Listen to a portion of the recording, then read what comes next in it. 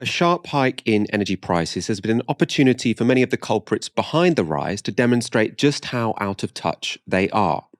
For the past few weeks, Martin Lewis has been advising people to send a meter reading to their energy supplier on March the 31st before the higher tariffs came into effect. But when that day came, many customers found the websites for their energy suppliers had crashed.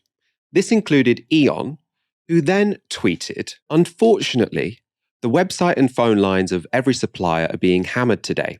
Martin has once again created unprecedented demand, bringing down Britain. If you respond to our private message providing the details requested, then we can assist you."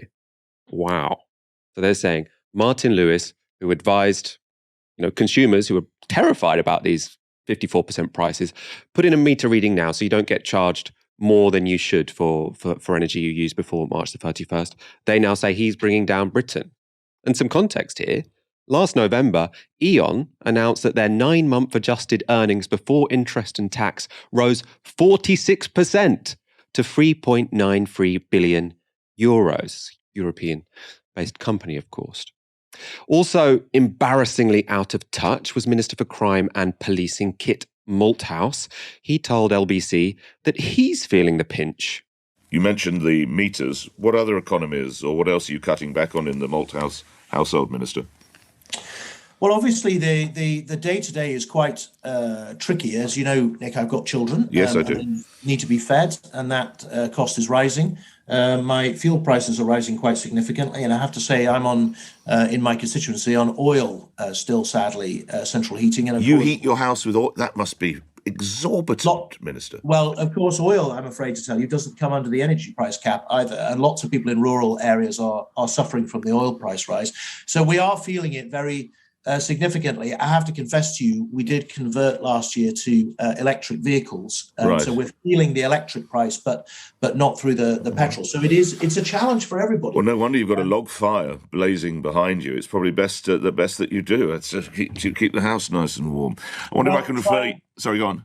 Trying hard to, Nick. I have to confess to you, I come from a background where the heating was religiously turned off on the 1st of April.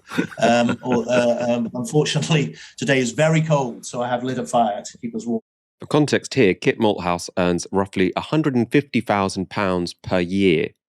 Just like that Rishi Sunak interview we showed you last week. It says, "Oh, I understand this because I've got children." Well, having children when you're on 150 grand is a very different calculus than if you have children when you're on minimum wage or when you're relying on benefits. If Kit Malthouse is struggling, what are the rest of us supposed to do? First of all, he's not struggling, Michael. If he's got a roaring fire in the back, he's not struggling. And he said, we're all in a similar situation. That's not quite true. If you're better off, it means you can afford to retrofit your home. Very high upfront costs, but of course you get those back and more over time. So you may introduce insulation, you may change your boiler, you may install, triple glazing, solar panels. All of these things means it's expensive to be poor, right? And now what does that mean? It means if you've got the cash to pay for these things up front, you'll save money. If you don't, you'll spend more over the longer term. So it's one of those perverse realities of Tory Britain that actually it saves people money if they're well off and spend that money retrofitting their homes, while the poor can't even afford to turn on the heating in the first place. What Kit Malthouse is trying to do there is say, I understand you. I have these energy cuts as well. When we're hurting you, we're also hurting ourselves. So don't think there's anything malicious going on here. But everyone knows, don't they? Everyone knows that this guy is on a lot more than them when it comes to his salary, and that means these cuts are going to be felt incredibly differently. Do you think anyone at all buys that, Aaron, what Kit Malthouse was saying there? Oh, maybe Nick Ferrari. Maybe this weird loop which we call the British media, where several thousand people just talk to themselves and think that's reality.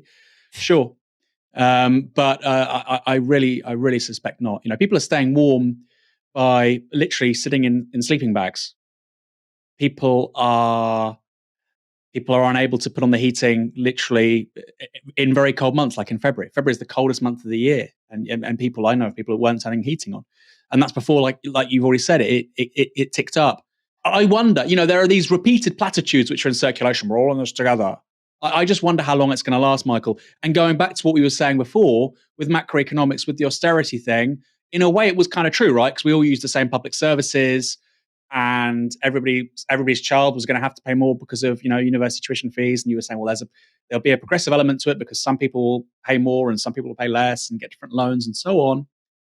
This is in no way progressive. This is like the poll tax. Inflation hits everybody the same. In fact, it hits the poorest hardest because proportionally they pay more on things like energy and food. And so it's just so immediate and so regressive that I think if Tories think they can get away with the platitudes of we're all in this together, it barely worked with austerity, but at least it made some sense. Here, on food and energy inflation, I mean, it's laughable. It's lamentable. Nick Ferrari is sort of chortling away, but I think beyond the studios of central London, hard to see that really going down.